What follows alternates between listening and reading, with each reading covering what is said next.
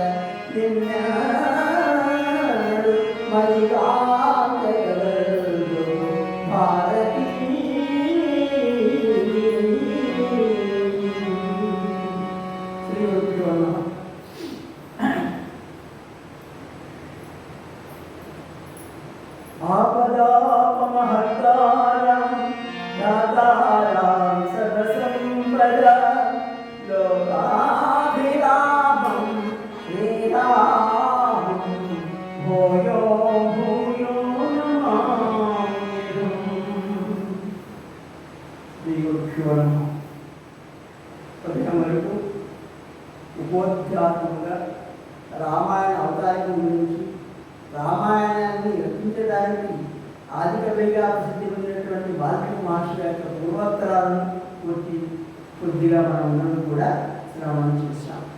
అయితే ఇప్పుడు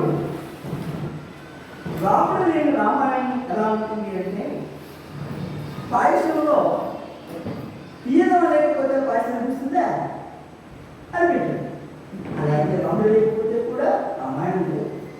అయితే ఈ రామకథనాన్ని ప్రథమచేసిన వాడు వాల్మీకి మహర్షి అయితే ఈ రాముడు అద్భుతానికి ఎన్నో కారణాలు దాని పుట్టుని కూడా అనేక నిర్ణయటువంటి ధర్మాలు అలా నడుపుతున్నాయి. అవి ఎలా అంటే ఒకప్పుడు ఏ విషయాన్ని ప్రస్తావన చేసుకుంటూ పెడుతున్నాం. ఒకప్పుడు ఋషిదంపతులైనటువంటి వారిని వారు జాతకలుగా ఉన్న దశలో వారి యొక్క కుమారుడైనటువంటి శ్రవణ కుమారుడు వారిని తీర్థయాత్రలతో క్షేత్రాలకు తీసుకుని వెళ్ళి ఆయా దేవతలను ఆయా క్షేత్రాలను దర్శనం చేస్తున్న సమయం. ఆ సమయంలో దాసదేవుడు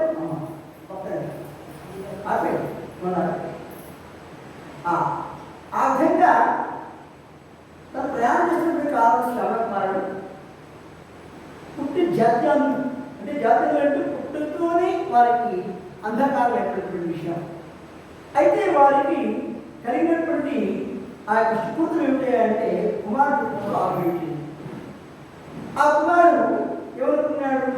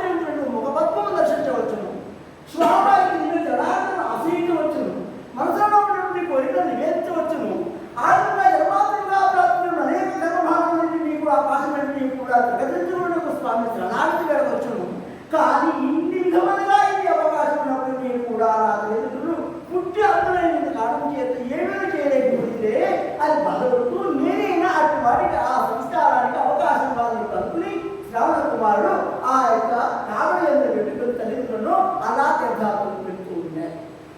అలా ఎంతో పెడుతున్న యశులని ఎన్నో క్షేత్రాలు దర్శించాడు. మీకు చిన్న విషయం చెప్తారు. అదేంటండి, విద్యవారి కదా, కుమారుడి సింధు మాత్రం చేత క్షేత్రాలు పెడితే ఆయన క్షేత్రం దర్శించలేనా, అలాగే భగవంతుడు దర్శించినట్టేనా, భగవంతుడు దర్శించలేనా అని చెప్పి బ్రహ్మ రావచ్చు. కానీ దీనికి ఉపమానం చెప్తాను. మాకన్నా ముందుగా అభ్యాసం చేసినటువంటి వారు, వ్యాసాశ్రమం విద్యార్థి అయినటువంటి వారు ఒక స్వామికి ఉన్నారు. ఆ స్వామికి పేరు కాళేశ్వరానికి వారు కూడా పుట్టి అందులే. వారికి కూడా శ్రమం ద్వారానే వేదాభ్యాసం కూడా చేశారు.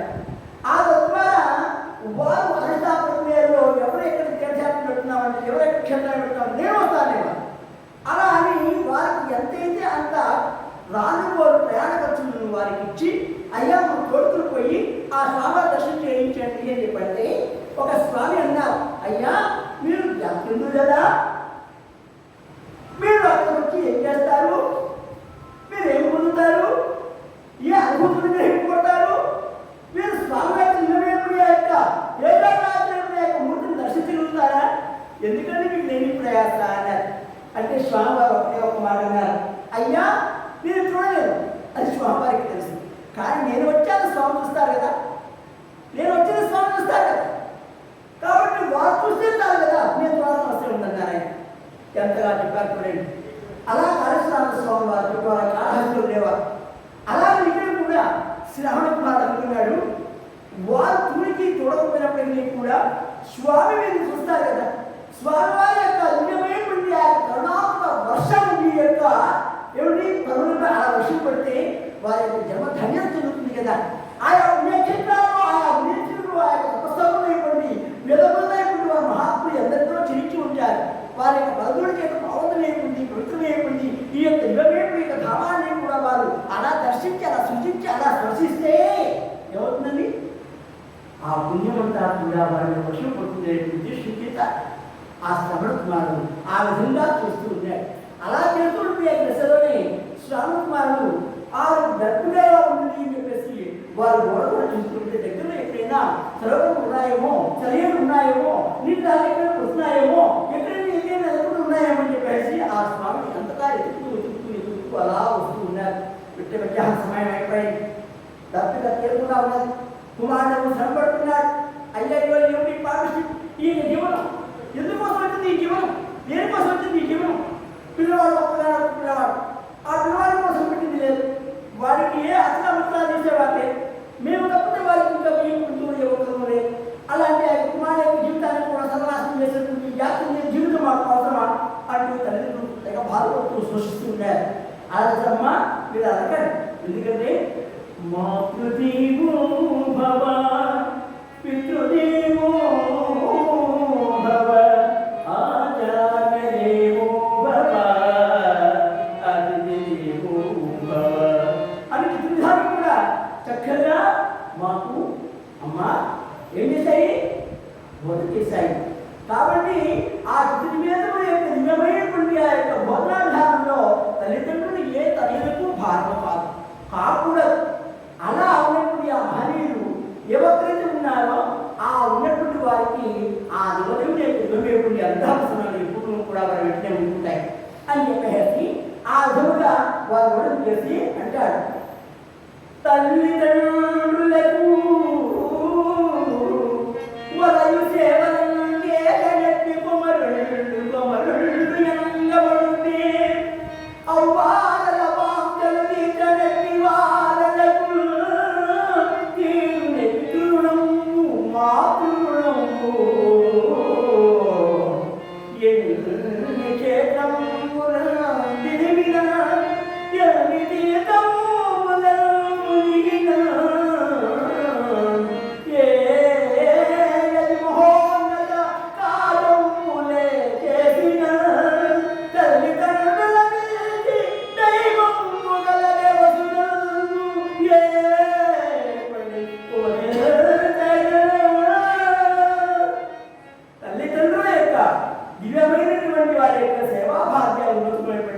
కుమారుడు అవుతాడా?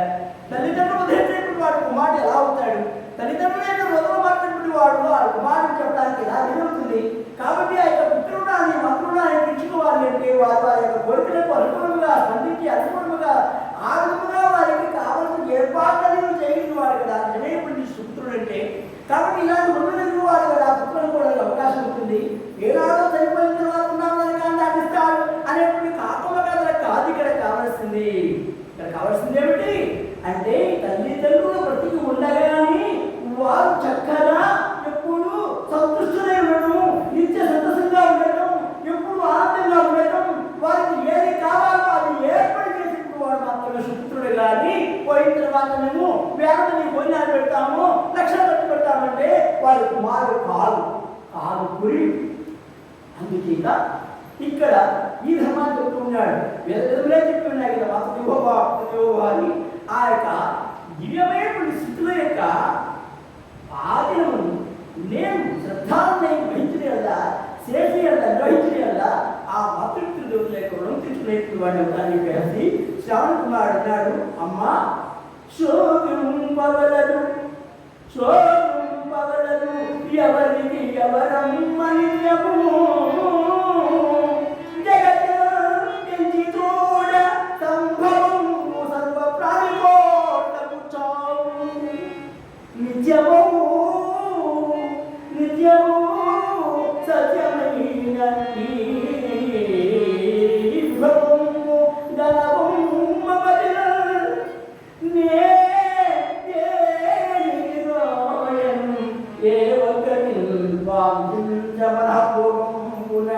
నిమ్మే పరమగతి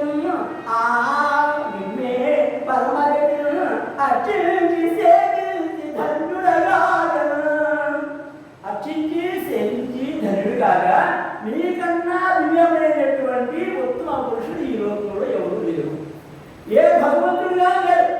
కాబట్టి తల్లిదండ్రుల కన్నా మిత్రుడు వాడు ఉన్నారంటే ఎవరు లేరు. కాబట్టి అలాంటి ఆ యొక్క మహాత్మైనటువంటి ఆ గొప్పదైన కార్యాన్ని భగవంతుడు నాకు అనుగ్రహించాడు. అట్లాని మీరు అమ్మా వేరుగా భావించవద్దమ్మా, నేనే ఐహిక సుఖాలను కూడా కోరడం లేదు, నా మనస్సు అందుకు భిన్నంగా ఉన్నది, దానికి ఈ విధంగా నేను కూడా అవరోధం జరగడం లేదు. యథార్థముగా నిమ్ముగా సేవించి తల్లిదండ్రులే నా యొక్క జీవిత లక్ష్యంగా భావించుకున్నాను. కాబట్టి నా మీద మీరు అమితమైనటువంటి ప్రేమాశయం కలిగి ఆ విధంగా మీరు భావించిన యుద్ధమే కానీ నాకు కోరికలు కానీ నాకు ఈ ఆలోచన కానీ నా మనస్సు లేదు. నన్ను క్షమించవలసింది. మీ సేవయే నాకు పరమార్థం, మీ సేవాలక్ష్యే నాకు పరమగతి, మీ యొక్క దివ్యమైనటువంటి పరమత్వమును ఆశ్రయించి సేవించడమే నాకు జీవితంలో పరమార్థం. కావున వీటి విషయంలో ఏ మాత్రము సందేహితుడిగా నా సేవలను మీరు సత్వమే వినియోగించుకొని తల్లి చెప్పే నమస్కారం చేశాడు. ఎవరండి ఇలా మాట్లాడేవారు? వాళ్ళు ఎవరండి? ఎవరైనా మాట్లాడేవారు? అలా ఉన్నాడు ఒక ఆయన వస్తాడు, కథానాయకుడిగా వస్తాడు, ముందు వస్తాడు. అటువంటి ఆ యొక్క పురుషపురుడుగా రాహువుడు చెప్పుకున్నారు. అలాగే శ్రవణ కుమార్ గారు చెప్తే అలాగే అయినా అలాగే అంటూ లోపల ఉన్నాన్ని ఉన్నటువంటి ఆ యొక్క దుఃఖాన్ని ఆ కళ యొక్క ఉన్నటువంటి ఆ యొక్క శోకతత్వమైనటువంటి ఆ యొక్క హృదయమైనటువంటి ఆ ధారాత్మకంగా బాగున్నటువంటి ఆ లోపల అలా చెప్పుకుంటుకొని నాన్న నిన్ను ములపలము నిన్ను గన్నామురా ఎన్నినో ములపలము నిన్ను గన్నామురా నీ గణసుకి తోడబడిన పలుకులు మాకు అమృత సమానమైగే మృదులనెక్కడ మేమిగా నిత్యధన్య జీవుల అమృతమూర్తులపై జగన్గుణ సత్యము నీకను సన్నల చేసే సేవాదిక్రియలం. ఇంకా మేము ఎక్కడ తిరిగినాం? ఇంకా తెలిపాం, ఎప్పటికీ తెలిపాం. ఒకవేళ ఒక శరీరం పోయినప్పటికీ కూడా మేము ఎలా ఉంటుందా అమృతస్య పుట్ట అన్నట్టుగా అమృతమూర్తులుగా మేము ప్రభింపడతామే తప్ప అమృతమూర్తులుగా ఉంటామే తప్ప ఈ శరీరం పోయినది కూడా మాకు ఏమాత్రం కూడా బాధ లేదు. కాబట్టి మేము ఇప్పుడే నీ యొక్క దివ్యమేంటి యొక్క చరసులతో చేసేటువంటి క్రియలు ఉన్నాయే ఆ క్రియల వల్ల మేము ఎంతో ఆనందాన్ని పొందుతున్నాం ఆయన. కాబట్టి మేము ఎప్పుడూ కూడా దుఃఖితులు కాము కాలేము. ఎందుకంటే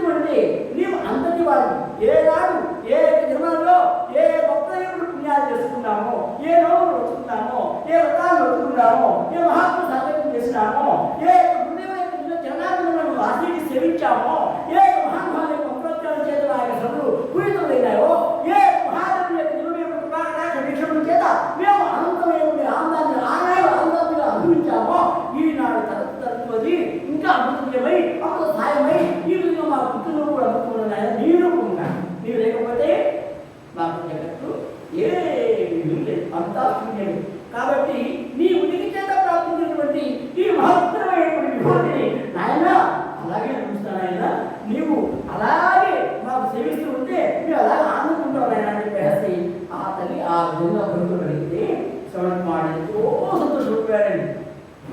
అలా సంతోషపడేటువంటి ఆయన శ్రవణ కుమారుడు మా పితృదేవతల దత్తుకదేజ వనాంతర్గామిగై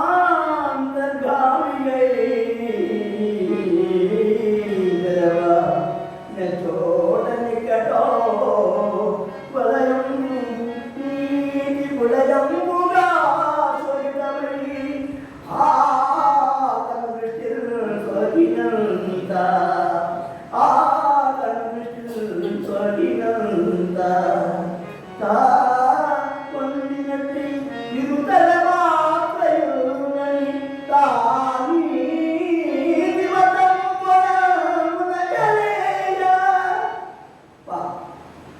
ఆ విధంగా శ్రావణకుమారుడు తిరిగి చూడ ఒక నీటి కుండాన్ని తీసుకుంది.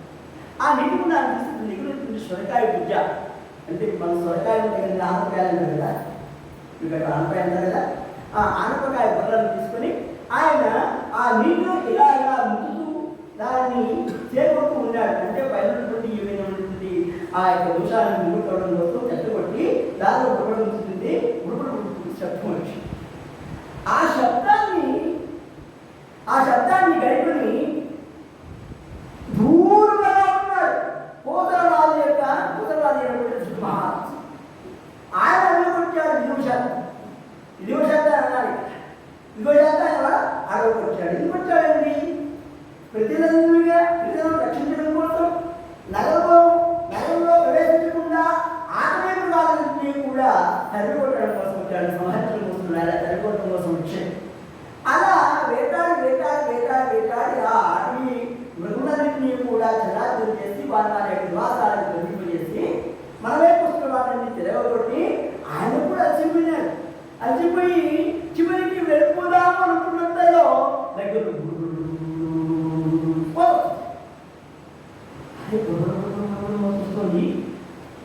ఇక్కడ ఏదో దగ్గరలో ఏదో మంచం ఉన్నట్టున్నది, అంటే అలంకరించి ఏదో ఉన్నట్టున్నది అని చెప్పేసి ఆ శబ్దానికి ఏ దిశగా వస్తుందో బావుగా ఉన్నాడు. శ్రవణ కనింపజేస్తున్నాడు. ఆకాంతం విన్నాడనమాట. అంటే ఏ దిక్కులు చేసి ఆ శబ్దం వస్తుందో ఆ శబ్దం వైపుకు చివరి మనిషి ఏక దిశలో ఉన్నాడు. అంటే ఏమిటి? తన మనసంతలో కూడా ఆ చెవి నుండి వినబడే శబ్దం వైపు లైట్ వస్తాడు. అలా అసాగ్రమం విన్నటువంటి తర్వాతను విడిపెట్టి ఒక బాణాన్ని సంధించి వెళ్ళారు. బాణాలు సంధించి వెళ్ళేస్తే ఏమైందండి? వెళ్ళి ఏ పిల్లవాడైతే ఆ యొక్క సర్వతి నుంచి నీళ్ళు పడుతూ ఉన్నాడో ఆ పడుతున్న శ్రవణ కుమారుడికి తగ్గి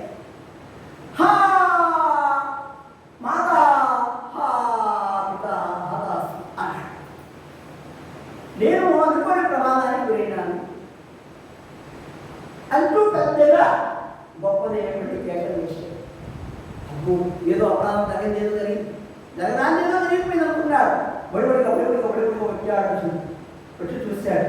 చూస్తే బాలకుడు శ్రవణ కుమారుడు ఆయన నీటిని ఉంచుతూ ఉన్నప్పుడు ఆ సొరకాయ బొగ్గ నుంచి వచ్చినటువంటి శబ్దమే వింత అటవీ మృగం అనుకుని తాను సంధించిన శబ్దమేదేటువంటి అస్త్రాన్ని వదిలిన అది ఏ శబ్దమైతే ఎక్కడి నుంచి అయితే ఆవిర్భవిందో దాని కారణం దాన్ని అది భర్తీ చేస్తుంది కాబట్టి శబ్దవేది అని దాని పేరు వచ్చింది.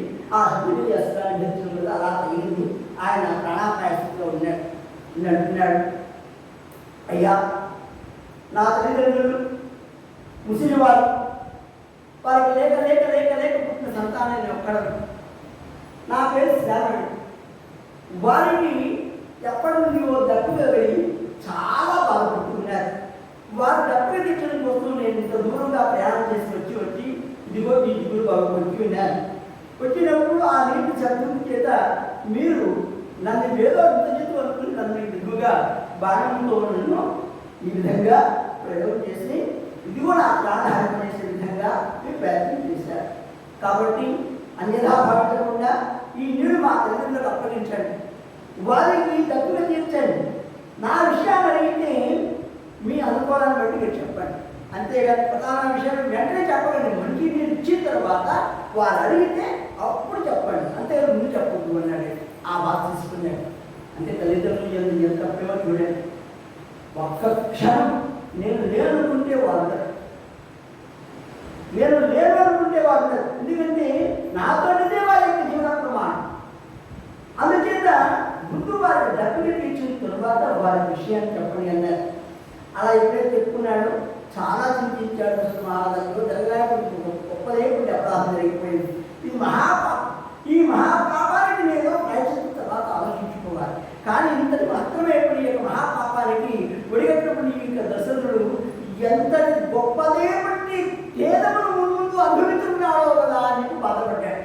అంటే ఇంత గొప్పదే పడి ఆ యొక్క క్రౌర్య కార్యాన్ని చేశాడు కాబట్టి, హింసాత్మకమైన కార్యాలు చేశాడు కాబట్టి, తర్వాత ముందు ఏ గొప్పదే పడి ఆ యొక్క గొప్పదే పడి ఆ పాపానికి సంబంధించినటువంటి పాప కర్మకు ఫలితాన్ని అనుభవించవలసి ఉంటుందో అని చెప్పి బాధపడ్డాడు.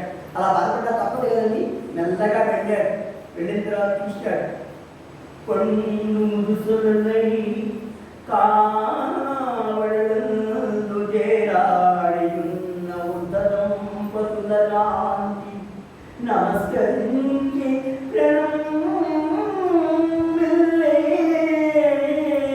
పాదయుగములకు. అలా ఆడులకు వ్యక్తి ఆ పద్ధతి చూడగానే నేను కలనీడు ఆగలేదు. అశుద్ధాలు అలా వచ్చేస్తున్నాయి. ఎందుకంటే జరిగింది ఘోరం, ఘోరమైన తప్పిదం. ఆ తప్పిదాన్ని సరిచేసుకునే అవకాశం లేదు. కుమారుడు లేదు. ఇప్పుడు ఆ యొక్క స్థానంలో తను తీసుకొచ్చాడు. ఆ యొక్క నీటి పాత్రను తీసుకొచ్చిన తర్వాత ఇవ్వాలనుకుంటే వారు అసలు ఎంత ముద్దంటే అంత ముద్దు. అలాంటివి అస్థికలనే వాళ్ళ దేహంగా ధరించుకున్నారు. అంటే చెడలిక అంటే అస్థిక ప్రయోగం జరిగింది అంటే కేవలం వాళ్ళ యొక్క ఈ తోడు ఉన్నదే, ఈ శరీరం ఉన్నదే, ఈ చర్మం ఉన్నదే, చర్మం ఆ యొక్క ఎముకల పోగులు కప్పబడి ఉన్నదే తప్ప వారి యొక్క శరీర పోషణాలను అర్థమైపోయింది. తద్వారా వారు ఎంతో తేజవంతులుగా ఉన్నారు. బుద్ధివారే కానీ ముఖం మాత్రం చాలా తేజస్సుగా ఉంది. ఇంటి తల్లిదండ్రులను కొంచెం శ్రమణకు వాడు ఎంత ధన్యుడు అనుకున్నాడు మనసులో. అలా అనుకున్న వాడికి ఇలా పాత్ర అందించడానికి ముందుగా చదువు రాక కొంచెం చప్పడి చేశాడు. చప్పడి చేస్తే నాయన శ్రావణ వచ్చావా నాన్న, ఏది తెచ్చావా, ఏది ఆ యొక్క తీర్థ ఏమన్నా దొరికిందా అని చెప్పేసి ఆతృతిగా అమ్మాడింది. మాట్లాడలేదు. అప్పుడు ఈయనన్నాడు, తండ్రి గారు అంటున్నాడు, నాన్న ఏమి నాన్న మాట్లాడేంటి, ఏ దొరకలేదా, డబ్బు లేదా, అవకాశం మనకు లేదా, ఇక్కడ ఎక్కడ నీకు దొరకలేదా, సమయం లేదా, చూడలేదా అంత ఆయన ప్రశ్న చేస్తున్నాడు. ఇంకనూ కూడా నీరు కాలిపోయినాడు చదువు. అయినప్పటికీ కూడా తప్పదు కనుక ఈ యొక్క విషయాన్ని ఎప్పటికైనా ఇవ్వక తప్పదు కనుక చెప్పదు కదా, ఈ ముందు ఈ యొక్క గంగను అంటే ఈ తీర్థాన్ని స్వీకరించండి అని చెప్పేసి తన నోటితో అతి శ్రద్ధగా గద్గదమైనటువంటి స్వరంతో, బొంగులమైనటువంటి స్వరంతో ఆ కళ్ళలోకి నీళ్ళు కారుతుంటే ఉరుకుతూ ఉన్నట్టు చేతితో అందించాడు. ఆ నీరు చేయబట్టుకున్నాడు. ఎవరు నువ్వు మాకు మాడాక అడిగినా అంటే ముందు మీరు తీర్థం తీసుకొని తర్వాత చెప్తాను. కాదు మా కుమారు యొక్క యోగక్షేమాలకు నేనే పచ్చి గంగను కూడా ఉంటాం. చెప్పండి మా కుమారు ఎక్కడ, అసలు మీరెవరు అంటే ఉన్న ప్రాంతాన్ని అతి చొరవ తీసుకుని అతి తక్కువ సమయంలో అతి తక్కువ పదాలలో ఉన్న విషయాన్ని వారు చెప్పి అందించారు. అందించేటప్పటికీ కుమారా, శ్రవణ కుమారా, ఇక్కడికి లేవా అంటూ ఒకరి తర్వాత ఒకరు ప్రాణంగా అసుముల భాష. అలా అసుముల భాషకు ఆ భాష ముందు ఒక మాట అన్నారు, ఒకే ఒక మాట. ఎవడని? పుత్ర ప్రేమతో ఆరహం మేము జీవనం గడుపువారము మాకి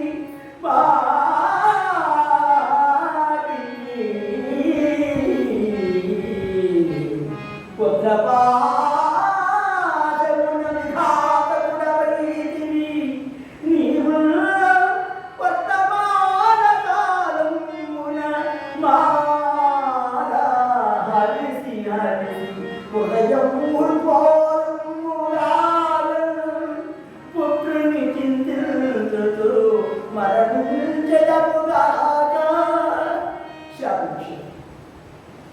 హృదయం పగిలిపోయి గుండె లెగిసిపోయి నా బిడ్డను నాకు దూరం అయితే నేను ఎంత బాధపడ్డాను, ఆ బాధ నీకు గుర్తు వచ్చేలా ఉన్నా.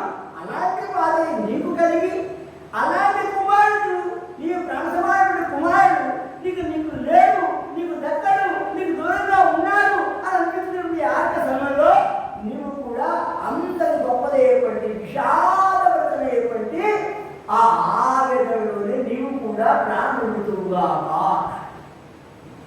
ఎంత గొప్ప శాపం అండి! అయ్యో అతనిది ఇలా నేను ఈ శాపాన్ని అందించడం కోసమా ఎంతగా వచ్చాను. ఈరోజు ఎవరి ఏ పొద్దు ఏ గొప్ప దర్శించానో కదా, ఏ గ్రహస్థులు ఈ విధముగా నా మీద ఇంత గొప్పదేవుడి అపరాధాలను చేశాయి, ఇంత గొప్పదేవుడి శాపాన్ని ఇచ్చాయి అనుకుంటుని వాడు నవ్వుతున్నాడు. ఎందుకు నవ్వుతున్నాడు? ఎందుకు నవ్వుతున్నాడు అంటే దశలు గడుపుకుంటున్నాడు.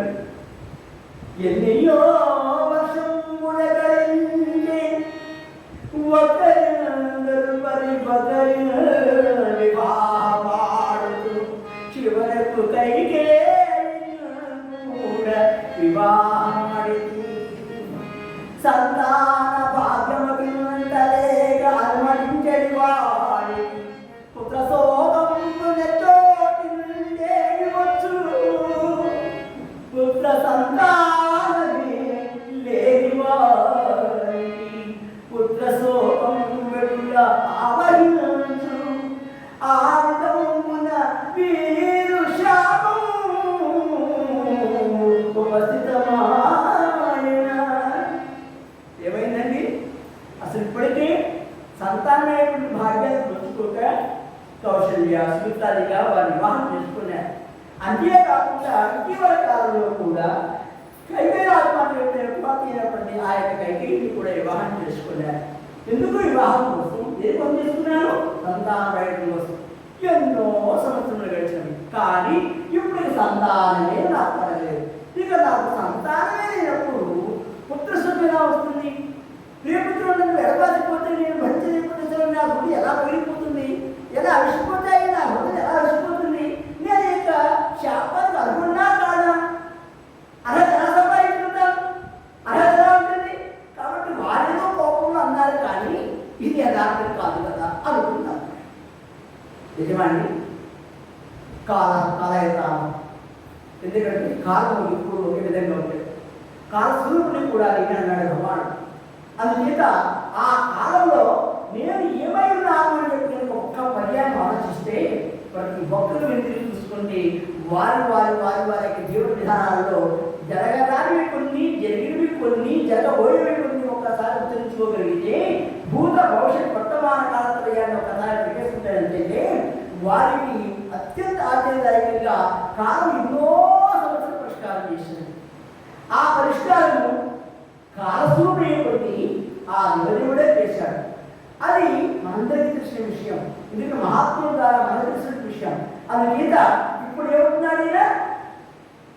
ఈ తల్లిదండ్రులు వారికి ఒగ్గబట్టలేక కుమారుడు దొరకడానికి చెప్పి విధంగా శాపించారే కానీ నాకు సంతానం లేనందువలన నాకు ఇంకా పుత్రవ్యాప్తమైనప్పుడు యాక్షన్ నుంచి వస్తుంది. అందుకు నవ్వుకున్నాడు. అలా నవ్వుకుని సరే ఏది జన్మడికి కూడా వారి యొక్క ఏదో దైనిక వారి యొక్క భావంతో వారు ఎలా చేశారు కాబట్టి వారికి దేవతటువంటి కార్యక్రమం కూడా చేయించి రాజమర్యాదలతో వారి పిల్ల ప్రధానాలు కూడా ఏం చేశారండి? కృష్ణ మహారాజు శ్రవణ కుమార్తో సహా వారి భక్తులకు తెలియదు, వారి ఉనికి తెలియదు, వారు ఎక్కడున్నారో తెలియదు, ఎక్కడ వారో తెలియదు, ఎవరు వారో తెలియదు. అందుకని ఇక్కడ ఏం చేస్తారు అంటే అనాథప్రదంగా ఉన్నదా అంటే సనాతనంగా ఉన్నదా అంటే ఆ విధంగా నామధేయాలు మహాభావులు ఎదుగుతారో వారి పురుషోత్తముడిగా భావించి వారి ప్రధానం చేశారు. ఆ విధంగా ప్రధానం చేసి ఆ సత్యత నిర్మించారు. అలా కొంతకాలం జరిగింది. అలా కొంతకాలం జరిగిన తర్వాత ఇంకా విషయానికి వస్తే ఇప్పుడు ఒక కాలం వచ్చేసింది. ఎందుకంటే దశరుడికి సంతానం కలుగుతుంది అని ఒక నమ్మకం వచ్చేసింది. ఎందుకంటే బుద్ధుల మాటయు బ్రహ్మరాతయు శిశువులైన బాలకుల బాపును ఫలించగబోవు కాలాంతం. కాబట్టి వృద్ధులైనటువంటి వారు అంటే అనుభవం లేనటువంటి వృద్ధులైనటువంటి వారు వారు, అలాగే బ్రహ్మదేవుడు రాసినటువంటి రాతలు ఈ మూడులో కూడా కాలం ఏదో ఒకనాడు ఫలితాలు ఇస్తాయండి. ఇవి మాత్రం తప్పట. అంతేనే ఉంటారు బాలవాక్కు బ్రహ్మవాక్కు అంటారు కదండి, అంటారు కదా. ఆ విధంగానే ఇప్పుడు ఈ విధంగా జరిగిన విషయాన్ని అలా తన యొక్క రాళ్ళ ముగ్గురు వెళ్ళి ఇలా జరిగింది, ఇలా జరిగింది, ఇలా జరిగింది చెప్పుకున్నాడు. చెప్పుకుంటే భవిష్యత్తు అందరికన్నా బాగా తెలియగలిగినటువంటి ఆమె అనుకుంటుంది. జరిగిందేందుకు అవగాహన జరిగినప్పటికీ కూడా భవితవ్యంలో మాకు సంతాన ప్రాప్తి ఉన్నది అనేటువంటి దీనిలో కూర్చుని మాకు అర్థమవుతుంది. కాబట్టి ఆ భగవంతుడు ఎన్నాళ్ళు కళ్ళు చేసావు అన్నాడు. ఎన్నాళ్ళు కళ్ళు ఉండే అవకాశం మాకు కనిపిస్తున్నావు అని చెప్పేసి ఆ విధంగా భవిష్యత్తు అనుకుంటుంది. వీరికి ఏమి అర్థం కాదు, స్మృతికి అర్థం కాదు, ఆ కైకు అర్థం కాదు. అందుచేత అందరూ అర్థం చేసుకుంటే మరి విధిధానం అవుతుంది కాదు కదండి. అందుచేత ఆ విధంగా పెట్టుకోండి. అలా జరిగిపోయిన ఆ దృష్టిలోనే ఇక్కడ చూడండి, ఇప్పుడు ఏం జరిగింది? ఇక్కడ వ్యాస భగవానుడు ఏమి చెప్పినారండి? ఇక్కడ వ్యాస భగవానుడు వాల్మీకి మహర్షి ఏమన్నారు? స్వామి నిరంజనుడై, నిరాకుడై, నిరంజనుడై, నిర్భేదుడై, కార్యశూరుడై, జ్ఞానవేత్తై, వేద వేదాంత వేద్యుడై, గురు పద సేవ నిరంతరుడై, సేవా నిరంతరుడై, సత్య వాక్య పటుత్వ కలిగినటువంటి ధీశాలిగా, సమస్త విషములకు ఆధారముగా సమస్త ప్రజలను కూడా అందించేటువంటి సర్వభూతులకు హితము చేకూర్చేటువంటి నాదునిగా, ఇలాంటి లక్షణములన్నీ కూడా ఈ యొక్క త్రేతాయుగంలో ఎవరికైనా ఉన్నాయా అని ప్రశ్న చేశాడు నారద మహర్షి వారు. సమసాని పర్వంలో ఉన్నటువంటి వారి యొక్క ఇది బాగుగా విచారిస్తున్నటువంటి వారు అడిగినప్పుడు వారి అడిగిన సృష్టికి నేను సమాధానం. అయినా నిష్కలంకుడు, అద్వితీయుడు, వేదరహితుడు, నిర్మలాంతహంకార పూర్ణుడు, సచ్చిదానంద స్వరూపుడు, నిగమాగమ వేద సామ్రాత్తుడు, సత్యసంధుడు, ఏక వజ్రప్రియుడు అంటే సత్యవాక్ ప్రపాలకుడు, సదా సర్వభూతులను ప్రేమించువాడు, సర్వభూతులకు హృదయం చేకూర్చువాడు, సమస్తములకు తానే ఆధారముగా ఉండి తా శివుడు అనుచములో కూడా కృతకృత్యుడై అనుక్షణంలో కూడా గ్రహించువాడు, తన యొక్క సమస్త భూతములను తనని దర్శించుకునేటువంటి గొప్పదైనటువంటి వేదాంతిగాని ఇన్ని లక్షణాలతో కొడదున్నటువంటి వాడు ఉన్నాడయ్యా. ఆయన అయోధ్యను పరిపాలిస్తూ ఉన్నాడు. కాబట్టి అయోధ్యను పరిపాలిస్తున్న ఆ యొక్క రాముడి గురించి నీకు ఈ విషయాన్ని కూడా తెలియజేస్తున్నాను. నీవు సంతోషంగా బ్రహ్మోపదేశం ద్వారా నిత్య ధ్యానమయ్యి 13 సంవత్సరాలు ఏకధాటిగా నీవు తపస్సు చేసినందు వలన ఏం జరిగింది? ఇంతటి గొప్పదేవుడి ఆ యొక్క గొప్పదేవుడి ఆలోచనకు నాంది పెరిగింది. కాబట్టి ఇప్పుడు ఈ యొక్క విజ్ఞాన సౌరభాన్ని లోక కళ్యాణం కోసం సమర్పిస్తూ లోక కళ్యాణమైనటువంటి కళ్యాణాయుడమైనటువంటి కళ్యాణ పురుషోత్తమైనటువంటి నరశాధుడైనటువంటి శ్యామసుందరైనటువంటి తనని వాడిగా ప్రతిష్ఠించింది ఆ యొక్క స్వామివారి యొక్క దివ్యమైనటువంటి మంగళ చరిత్రను నీకు రాయవలసింది అని చెప్పేసి ఆజ్ఞాపించాడు నారద మహర్షి వారు. తామస నది తమిళంలో ఆయన ప్రశ్న వేసిన ప్రశ్నకు సమాధానం పెట్టారు. ఇలా ఈ విధంగా ఉంటే తద్వారా ఏమి రాయాలి, ఎలా రాయాలి? స్వామి రాయమంటున్నారు, నా వల్ల అవుతుందా, నేను చేయగలనా? ఆ కార్యానికి సిద్ధి అవడానికి ఎంతటి మహత్తరమైనటువంటి మహానుభావులు ఎంతగా తపస్సు చేస్తున్నారు, మహానుభావులు ఎంతో ఉంటున్నారు. అది నాకు బాధ్యతగా మీరు అంటున్నారు, నేను చేయగలనా అంటే ఇక్కడ చూడండి, భగవంతుడు కూడా నారాయణుడు సాక్షాత్ లక్ష్మీనారాయణుగా ఉన్నటువంటి వైకుంఠవాసైన మహావిష్ణువు కూడా రామమూర్తిగా అప్పటి కేవలం 11,000 సంవత్సరాలు ఆయన ఆయుర్దాయంగా ఈ పృథివీ వ్యాప్తంగా తన రాజ్యాన్ని అయోధ్య రాజ్యాన్ని పరిపాలించబడి కూడా 11,000 సంవత్సరాలు వచ్చేటువంటి ఆయన మామూలుగా మానవుడు ఎలా ప్రవర్తించ ఉండాలి, మానవుడు ఎలా ఉండాలి, మానవుడు ఏ ధర్మాన్ని పాటించాలి, మానవుడిగా మానవుడి యొక్క తత్వాన్ని ఎలా సుభద్రం కావాలి, వారి వారి యొక్క జీవన విధానాలు ఎలా ఉండాలి, అత్తగారితో ఎలా ఉండాలి, వదిలిగారితో ఎలా ఉండాలి, అన్నగారితో ఎలా ఉండాలి, తమ్ముడితో ఎలా ఉండాలి, గురువుతో ఎలా ఉండాలి, స్నేహితులతో ఎలా ఉండాలి, సంగతితో ఎలా ఉండాలి, సమూహంతో ఎలా ఉండాలి, పరివారంతో ఎలా ఉండాలి, సేవలతో ఎలా ఉండాలి, వృత్తులతో ఎలా ఉండాలి, ఇంతమందిని ఎలా ఎలా ఎలా ఎలా ఉండాలి అని చెప్పేసి మహాత్ముడు ఆ విధంగా భావించుకునేటువంటి దిశలో 11,000 సంవత్సరాలు ఆయన తన యొక్క నడవడిక ద్వారా ఎక్కడ ఏ కళంకం లేకుండా, ఎక్కడ ఏ విధమైనటువంటి ఇచ్చిన పొరపాటు కూడా జరగకుండా మానవాధారమవుతున్న యొక్క రామావతారం అవతరించబడిందా అన్నట్టుగా అంటే చెప్పింది.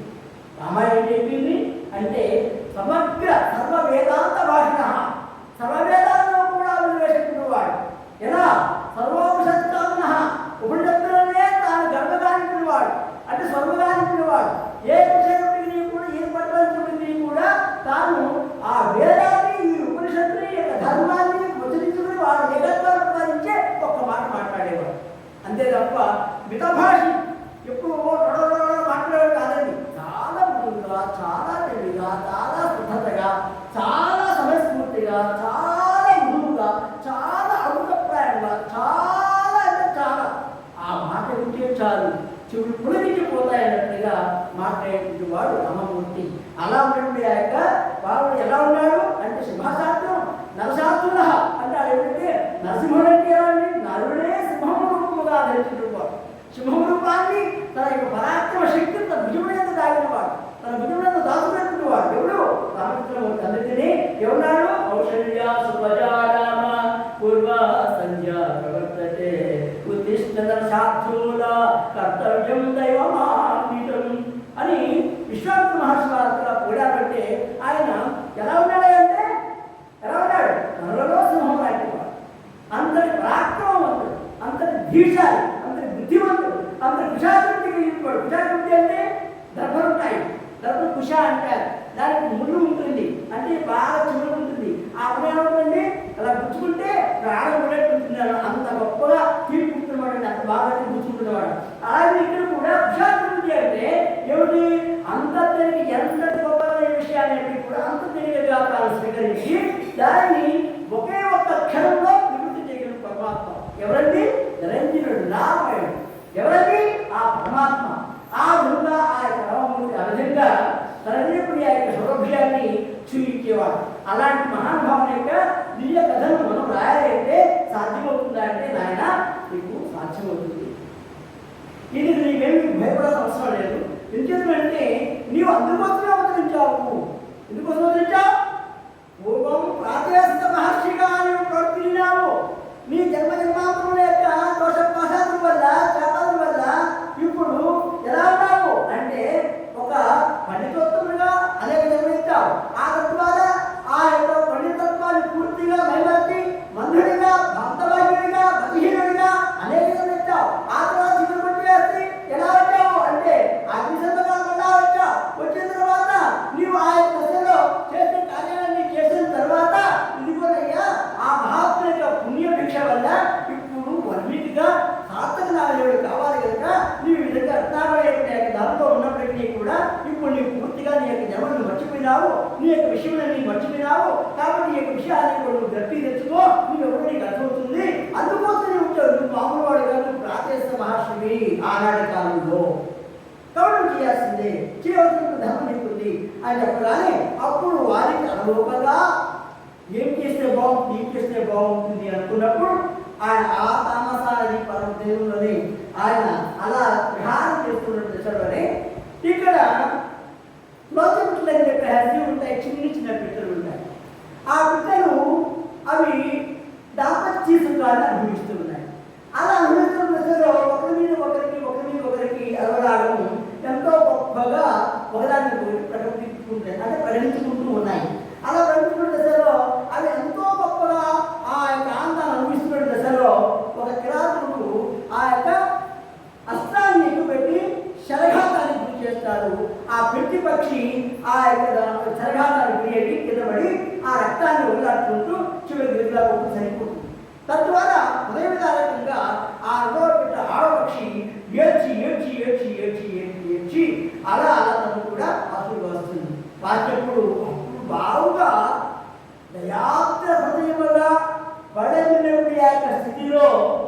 వాల్మీకి మహర్షి గారికి అరే వాటి యొక్క జీవితం వాటికి ఎంతో ఆనందదాయకముగా అవి అనుభవిస్తూ ఉన్నాయి. అనుభవించేటువంటి ఆ యొక్క జీవిత మకరందాన్ని కోరుతూ ఉన్న దశలో వారి మమత్వాలు పొంది ఏకత్వాన్ని ప్రసాదించుకుంటూ ఒకదాని ఎందుకు ఒకటి మనసు కలిగి అవి ఎంతో అన్యోన్యాలుగా ప్రేమాస్పద తత్వంతో అవి ఎంతో చక్కగా ఆనందపడుతున్నట్టుంటే వారికి రాత కూడా దీన్ని బతుకుగా ఈ విధంగా ఇది ఏమాత్రము కూడా ఇంత కూడా దయలేకుండా వాటిని ఎక్కువ పెట్టి వేరు చేసి వారి జీవితాన్ని భక్తులు చేశావు కదా. ఇలా దశలో కూడా నీవు కూడా అలాంటి ఆ యొక్క ఆనందంతోనే నీవు జీవితాంతం హిందువుగాక ఏ నష్టాన్ని లేకుండా నీవు అలాగే ఉంటుగాక అని చెప్పే శ్లోకాన్ని స్వామి వాల్మీకి అప్రయత్నంగా మాట్లాడింది. ఆ శ్లోకాన్ని జరిగిన తరువాతను ఇంకా విషయాలను ఆలోచించుకుంటూ ఏమిటి నేను ఇలా మాట్లాడేమిటి, ఇంత పక్షంగా మాట్లాడేమిటి, నేను సాధుపడ్డాను కదా, నేను ఇలా తపస్సు చేశాను కదా, మరి ఇలాంటప్పుడు ఈ తపస్సు రావచ్చునా, ఎలా వచ్చింది, అలా ఒకరు ఈ విధంగా నేను బయలుదేరవచ్చునా, ఇలా బయలుదేరి మాట్లాడవచ్చునా, మాట్లాడిన ఆ యొక్క పలుకులకు అంతటి గొప్పదైనటువంటి ఆ యొక్క భావోద్రేకం కలిగి ఆ జీవులకు నేను నా శాపం ఇచ్చాను అంటే తద్వారా నాకు ఇంకా ఎంతో దోషం ఉంది. అందుకే సూదిలో దారి వెలిగించాలంటే బంగారు సూర్యునప్పటికీ కూడా దానిలో మరణం లేకుండా ఉన్నప్పుడు మాత్రమే దారి అవుతుంది. ఆ మరణం కూడా అడ్డమే అవుతుంది. అది బంగారు సూర్యునప్పటికీ కూడా తప్పదు. కాబట్టి ఇప్పుడు కూడా మీ యొక్క మనసు బంగారమే అయినా, మీ భావాలు బంగారమే అయినా, మీ యొక్క దశ గొప్పదైనటువంటి మహాత్మ యొక్క ప్రదర్శనలో తరించాలని అనేటువంటి భావం పూర్తిగా ఉన్నప్పటికీ కూడా ఇక్కడ కలిదోష నివారణ అయిపోతుంది. ఆ కలిదోష విపత్తి చేత మీ మనసులో అప్పుడప్పుడు కూడా ఏం జరుగుతుంది, ఇలాంటి చిన్న చిన్న ఆవేశాలు తమకానికి అంటే సమస్యకు దగ్గర చేర్చి మిమ్మల్ని గొప్పదైనటువంటి స్థాయి నుంచి కొంచెం కింద స్థాయికి చేసే అవకాశాలు ఉంటున్నాయి. అందుచేత తపస్సు అలాగే తపస్సు అంటే ఈ యొక్క తపస్సు అంటే కూడా అజ్ఞానం, అలాగే రాత్రి కోరికలతో కూడినటువంటిది, అలాగే సత్వములు అంటే సర్వమే అంటే అంతటా మేము ఉన్నాము, ఉన్నదంతా నేనే అనేటువంటి ఆ యొక్క భావం ఉందనుకోండి, సరిపోతుందా? వాడు ఒక సరిపోతుందా చెప్పండి, సరిపోతుందా? మాట్లాడేవండి మీ వెంటనే కాదు, మీకు చెప్తూ ఉండాలి. అయితే ఇక్కడ ఒక విషయం మనం గుర్తుపెట్టుకోవాలి.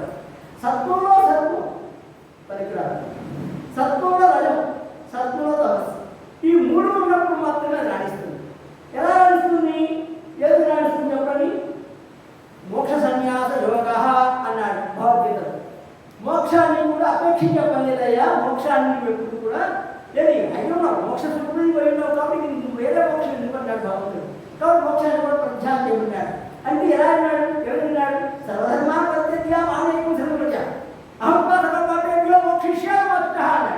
అంటే ఇది అర్థం ఏంటి అంటే నీకు ఇప్పుడు కూడా జన్మాంతరుగా ప్రబలినటువంటి ఆ దోషులన్నీ కూడా సమస్తము కూడా హరింపజేయడం కోసం నేను ఏమంటున్నాను, నీవు చేసే ఒక కార్యాన్ని కూడా నాయందునే సమర్పించము, నన్నే నిలబెట్టుము, నాకే సమర్పించము, నేనున్నప్పుడు ఆ యొక్క తత్వంతోనే వివేకాన్ని చేయము, నీవు నిమిత్త మాత్రంగా ఉండము, నీవు భక్తుని అహంకృత్వాన్ని గుణంతో భాషలో పోతుము అంటే కర్తృత్వము, భోక్తృత్వము, అహంకార తత్వమైనటువంటి ఆ యొక్క కర్తృత్వం. ఈ యొక్క తత్వాలు మూడింటికి కూడా అతీతముగా నీవు ఉడగలిగినట్లయితే ఆ దోషాలు నిన్నంటావు, ఆ దోషములు నిన్నంటావు. ఏమంటావు? కర్మ చేశావు కదా అంటే కర్మ చేశాననుకుంటే అంటుంటాయి, కర్మ చేయలేకుంటే అంటే పని. ఎలాగా కష్టపడుతున్నాను అందరికీ ఉంటుందని కింద వాళ్ళకి అనుకున్న వాళ్ళ పనులు కొనేసి గొడవ కోసం తినడానికి అవకాశం లేదండి. దానికి ఒక ప్రక్రియ ఉందండి. ఆ ప్రక్రియ ఉండి కొంచెం నూనె రాసుకోవాలి, ఆ చేతులు నూనె రాసుకోవాలి. ఆ తర్వాత అప్పుడు ఆ యొక్క ప్రసపడిని చేయించాలి. చేస్తే ఈ నూనెతో ఉంటుంది ఆ చెట్టు ఏమవుతుంది, ఈ చేతులకు అంటదు. అంటే ఏమవుతుంది, మనసులో అతి ముఖ్యమైన మనసులు ఎలా అయితే బయటకు వస్తాయో అవి స్వీకరించడానికి ఎలా అయితే అవకాశం ఉంటుందో అలాగే ఇక్కడ కూడా ఏముంటుంది, గురువాక్యం అనేది చెప్తుంది. ఆ గురువాక్యాన్ని సతతమును కూడా అనుష్ఠించి ఆచరించి నీవు ఆ గురువాక్యాన్ని సొంతంగా నీవు నీ హృదయాన్ని మధ్యలో విన్నట్లయితే నీకు ఏదైతే ఉందో అది ఏమవుతుంది ఏమవుతుంది ఇక్కడ ఏ గర్భంలో కూడా భార్యను దింపజేసే అవకాశం ఎక్కువ. ఎందుకని అంటే గురువాక్యం ఉందిగా, గురుప్రమాణం ఉందిగా, గురువాక్య ప్రమాణం ఉందిగా. అందుచేత నేను కాదు చేసేది, ఎవరు చేసేది? అహం విష్ణు, అహం ఇప్పుడు బ్రహ్మ. నేను చెప్తున్నా అహం శివ. నేను ఏ శివుడు కావచ్చు, విష్ణు కావచ్చు, లేకుంటే బ్రహ్మ కావచ్చు, ఏదైనా కావచ్చు. కానీ నేను ఇక్కడ ఎలా ఉన్నాను? బ్రహ్మ ఎలా ఉన్నాడు నేను అంటున్నాడా? విష్ణు ఎలా ఉన్నాడు నేను అంటున్నాడా? శివుడు ఎలా ఉన్నాడు నేను అంటున్నాడా? అంటే లేదు. అంటే దీని యొక్క విషయం ఏమిటి? నేను బ్రహ్మగా ఉండి నేనే సమస్త కర్మలను కూడా చేస్తున్నప్పటికీ కూడా వాటి యొక్క అభివృద్ధి లేకపోవడం వల్ల, వాటి యొక్క అనుసంధానం లేకపోవడం వల్ల, దాని యొక్క లోలత్వం లేకపోవడం వల్ల, దాని యొక్క మనస్సు పరుడుగా పోవడం వల్ల, దాని యొక్క మనస్సు వేరే ఉండడం వల్ల ఈ కర్మఫలాన్ని నేను అనుకోవడం లేదు అని చెప్పేసి ఇక్కడ మనకు సాక్షాత్ విషయమే మనకు ఆ బ్రహ్మే తెలియదు కదా. అందుకే మనం చెప్పుకున్న గట్టిగా అహం బ్రహ్మాస్మి, నేను బ్రహ్మనే ఉన్నాను అంటే అదే విషయం. కాబట్టి అందరూ బ్రహ్మలే, కారణం లేదు. కానీ ఇలా ఉన్నప్పుడు ఏం చేయాలి అంటే సత్వగుణము కేవలం శుద్ధ బంగారం అండి. శుద్ధ బంగారం అండి అంటే ఆ శుద్ధ బంగారం తీసుకొచ్చి ఏమండి మనము కంసాలకు ఇచ్చాం, అంటే విశ్వబ్రాహ్మణునికి ఇచ్చాం. అయ్యా నగ తయారు చేయండి. నగ తయారు చేయమంటే ఆయన అన్నాడు, అమ్మ నగ తయారు చేస్తాను కానీ దాంట్లో కొంచెం కాపర్ కలపాలి అన్నాడు. కాపర్ కలపడానికి వీలేదు అంటే రాయి కలపడానికి వీలేదు, నాకు బంగారంగానే తయారు చేయమంటే అంటే నీ బంగారం తీసుకెళ్ళమ్మా. ఎందుకంటే బంగారం అచ్చు బంగారం ఎవరు కూడా ఆవరణానికి అవకాశం లేదు. అందరూ ఎంతో కొంత కలపాలి, కలిపితే తప్ప ఆ మెత్తదనానికి ఈ యొక్క గట్టితనానికి ఏకత్వం ప్రతిపాదించి తనకు కావాల్సినంత వరకు కూడా ఆ ఆవరణాన్ని ఎలా అయితే మత్తారో అలా మత్తుకోవడానికి ఇంత ఆ యొక్క ప్రమాణాన్ని ఆ యొక్క రాగిని కలపడం వల్లనే మనకు వస్తుంది. లేకపోతే ఆవరణంలో అతి మెత్తలో ఏది కలపడం మనకు అవకాశం లేదు. అంచేత జీవితం, మానవ జీవితం, ఇది మన మానవ జీవితం. ఈ జీవితంలో ఏం కావాలి? ఇప్పుడు ఏం కావాలి? ఏం కావాలండి? ముక్తి కావాలి, విముక్తి కావాలి. ముక్తి విముక్తి రెండు కావాలి. ఆ ముక్తి కావాలంటే ఏం చేయాలి? పరధామం సేవించాలి. పరధామం సేవించాలి ఎవరికి ఆధారం కావాలి? శాస్త్రాచార్య యొక్క ఆధారం కావాలి. అలా కావాలప్పుడు శృతి యొక్క విభక్తి ఏమిటి ఉన్నదో దాన్ని అనుసరించబడినప్పటికీ కూడా గురుచరణాన్ని ఆశ్రయించినప్పటికీ కూడా శ్వాసముక్తి వరకు కూడా వెళ్ళిపెట్టడానికి వీలేదు. ఎందుకని అంటే మన జీవితం వరకు కూడా గురువుగానే ఉండాలి.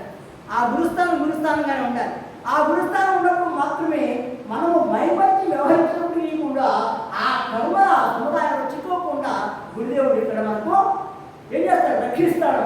అలాగే ఇక్కడ కూడా బంగారం అయినప్పటికీ కూడా అక్కడ కొద్దిగా ఆ యొక్క రాగి లేకపోవడం మాత్రమే ఆవరణ ఎలాగైతే తయారవుతుందో, అలాగే ఆవరణ తయారప్పుడు మనకు ఎంతైతే ఆనందం జరుగుతుందో అలాగే ఇక్కడ కూడా సుతస్వమైనటువంటి ఆ యొక్క సత్వానికి ఏమైనటువంటి మోక్ష అర్హత లేదు. రాగి ఉండవలసిందే, సేవ చేయవలసిందే, ఆరాధన చేయవలసిందే, ఉపాసన చేయవలసిందే, అనుష్ఠానం చేయవలసిందే, మంత్రోచ్చరణ చేయవలసిందే. గురుగారికి మంత్రం ఇచ్చారు. ఎంతవరకు చేయాలండి? ఇది 2 సార్లు. ఒక మంత్రం సరిపోతుందా? 2 మంత్రం సరిపోతుందా? అయ్యా మాకు సమయం చాలదండి, ఆ సమయం లేదండి, మాకు అసలు దొరకదండి, కాబట్టి మేము ఏం చేయాలంటే ఒకసారి కూడా సరిపోతుందండి, 2 సార్లు సరిపోతుందా? లేదా పూజ దగ్గర కూర్చోవాలా, లేదా విగ్రహం దగ్గర కూర్చోవాలా, లేదా మీరు చెప్పినప్పుడు అన్నీ కూడా చేస్తూ ఉండాలా? ఇవన్నీ అయితే మాకు సాధ్యం కాదండి. ఎలాగండి అంటే మీకు అన్నా. అందుచేత అలా గురువు ఏదైతే ఆదేశిస్తారో ఆదేశించిన దానికి మనం సుకృతంగా మనం చేసుకునేటట్లయితే మన జీవితం ఏమవుతుంది? పరిపక్వత చెందుతుంది, సార్థకత చెందుతుంది, చరితార్థం అవుతుంది, పుణ్యప్రదం అవుతుంది. అందుచేత ఇక్కడ గుణాలు కూడా తమస్సు ఉన్నా, రజస్సు ఉన్నా, ఇక్కడ సత్వం ఉన్నా, ఈ 3 ఉన్నప్పటికీ కూడా మూడిటి ఎందుకు కూడా దోషాలు లేకుండా మనం కర్మ చేయగలగాలి. ఏ దోషము దాన్ని అడ్డకుండా ఉండాలి. అలా ఉన్నప్పుడు మాత్రమే మనము ఆ యొక్క పదమైనటువంటి ఆ యొక్క బంధం యొక్క స్థితిని మనం పొందడానికి అవకాశం ఉంది. నేను కేవలం అహం బ్రహ్మాత్మ అంటే కుదరదని, నేను బ్రహ్మనైనా అంటే సరిపోదని. ఎందుకంటే శాస్త్రం చెప్పినది కూడా ఏం చెప్తుంది? నీ యొక్క ధర్మాన్ని నిజముగా ఆచరించకుండా, అనుష్ఠించకుండా ఏ విధంగా నువ్వు బ్రహ్మం కానీ లేవు కావడానికి అవకాశమే లేదు. ఎందుకని ఇక్కడ కామ క్రోధ లోభ మోహ మద మత్సర అహంకారాలన్నీ కూడా విజృంభిస్తూ ఉంటే నేను అహం బ్రహ్మాస్మి అని చెప్పేసి ఒకరి పక్షం ఒక రకంగా, ఇంకొకరి పక్షంగా ఇంకొక రకంగా, ఇంకొక వ్యక్తి పక్షం ఇంకొక విధంగా, ఇలా కార్యాకార్యముల ఎందు అనేకమైనటువంటి భిన్నమైనటువంటి అభిప్రాయాలు వ్యక్తం చేస్తున్నప్పుడు అది బ్రహ్మం ఎలా అవుతుంది? అలా బ్రహ్మతత్వం ఎలా అవుతుంది? బ్రహ్మతత్వం ఎలా సిద్ధిస్తుంది?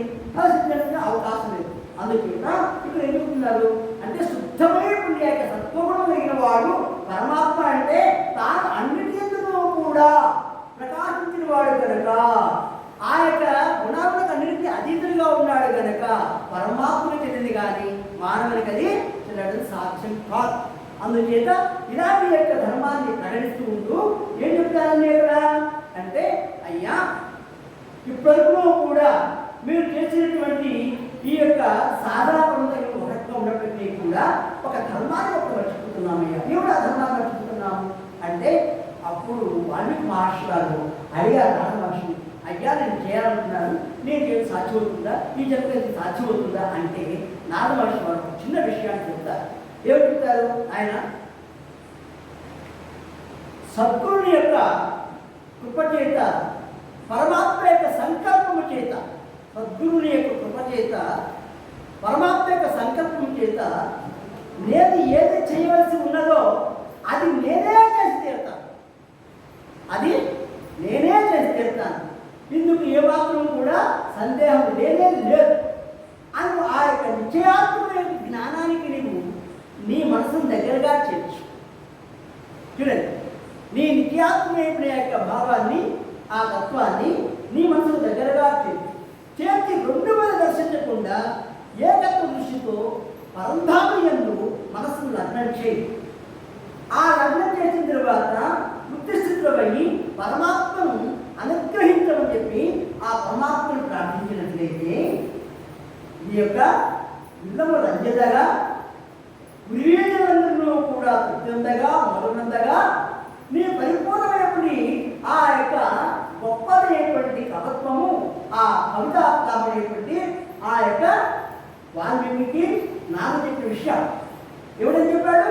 ఈ యొక్క కవిత్వం ఆ పరమాత్మయే అలవోకగా బ్రహ్మతత్వం నుండి జాలువాడినట్లుగా సమస్తము నీకే అనుమవుతుందయ్యా అని చెప్పేసి ఆయన చెప్పగా, ఆ విధంగా సమస్య నదీ ప్రాంతంలో ఆశ్రమాన్ని ఏర్పాటు చేసుకొని భరద్వాజ యొక్క శిష్యులతో కూడా తాను కూడా కూర్చుని ఆ అనుష్ఠానం చేస్తూ ఉన్నటువంటి ఆ యొక్క పాట. అయితే ఈ దశలో కూడా పరమాత్మకు అక్కడ నారాయణ అయినటువంటి ఆ వైకుంఠధామంలో స్వామివారిని ప్రార్థిస్తూ ఉన్నారు దేవతందరూ కలిసి. అయ్యా అప్పుడెప్పుడో గోమాతకు అవకాశం ఇచ్చావు, 19 అవకాశం ఇచ్చావు, ఇప్పుడు మరణ గోమాతలో ఉన్న ధనీమాత మరబెట్టుకుంటుంది. స్వామి మీరు రావడానికి చాలా కాలమైంది, ఆలస్యమైంది, ఈ కాలాన్ని నేను ఏ మాత్రం కూడా నిగ్రహించలేకుండా ఉన్నాను, కాబట్టి తమను దయచేసి త్వరగా రావాలి. అప్పుడు ఎక్కడికి రావాలి? నా యొక్క గొప్పదైనటువంటి యొక్క అవతారానికి అంతటి గొప్పదైనటువంటి తల్లిదండ్రులుగా ఎవరున్నారు పృథ్వీలో అని ఆలోచించిన దశలో కోసల రాజ్యాన్ని సూచిస్తాను.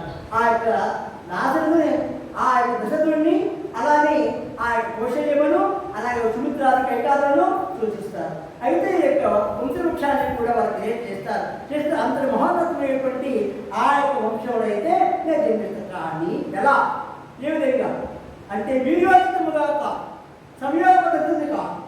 నేను ఎలా ఉంటాను అంటే సర్వస్థములు వ్యాపకమైనటువంటి నేను ఒక ప్రసాదం అంటే విభూతి, అంటే ప్రసాదం అంటే విభూతి, విభూతి అంటే ఒక లీల.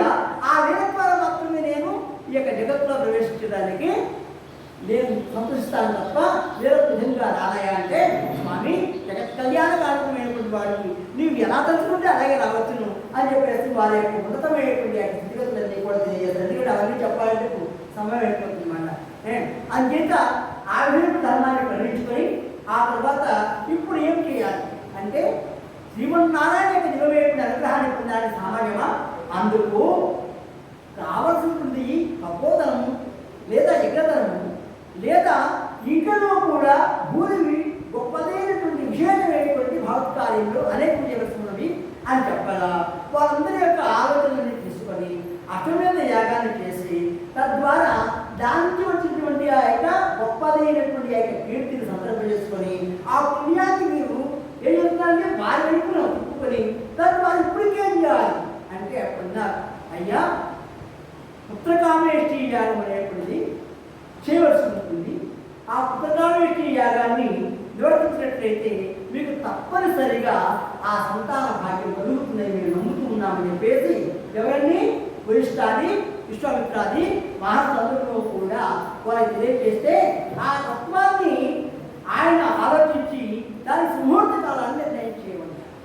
సుముహూర్త కాలాన్ని నిర్ణయం చేయమంటే ఆ నిర్ణయాన్ని చేస్తూ స్వామి అనేక విపత్తుల నుండి ప్రాప్తించినటువంటి యొక్క ధర్మాన్ని మేము ఒక్కసారి తెలియజేస్తూ ఉన్నాము. కాబట్టి ఈ యొక్క ధర్మాన్ని ప్రకటించే ముందుగా స్వామివారి యొక్క నిలమైనటువంటి లీలానుభూతులన్నింటినీ కూడా ఒక పర్యాయం మీరు అవగాహన చేసుకోండి. తద్వారా మేము ఏమి చేయాలో రేపటి దర్శనం మీకు పూర్తిగా తెలియజేస్తామని అక్కడ వారు కూడా సెలవు తీసుకున్నారు. తద్వారా మళ్ళా రేపటి కాలంలో ఈ కార్యక్రమాన్ని మనం కొనసాగించడానికి ప్రయత్నం చేస్తాము. ఆ యొక్క రఘురామూర్తి యొక్క అనుగ్రహంతో ఈ రామచంద్రుడు ఈనాడు శ్రీకారం చుట్టుకున్నాం. రేపటి నుంచి ఆ కథ పరిపూర్ణంగా మనం ప్రవేశిస్తాం. అది ఓం దశత్వం శ్రీ గురు